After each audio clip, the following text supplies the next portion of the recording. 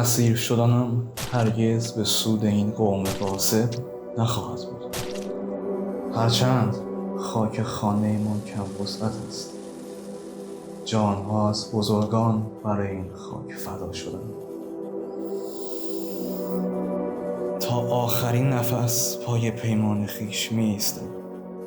به یاد جان باختگان عهد نیاکان را نخواهم شکست و تا انتها بر آن پا خواهم فشرد. فردا مرا به پیش فرمانروای ایشان خواهم بود. اگر زنده هم بگذارند راه فرار خواهم یافت و باز با سپاهیانم باز می‌آیم تا این کام دزدیده را باز ستانم و دیار را باز مسکنم. و اگر جامه مرگ بر من پوشانند بیمی ندارم. هر آنچه در توان داشتم برای سرزمینم کردم و مرگ بر پای میهن سربلندی است.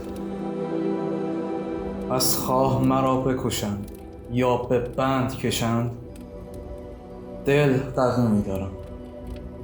امید بازپسگیری در رگ‌های ما زنده است و نام خاک ما را مرگ نیز از خاطر نخواهد بود.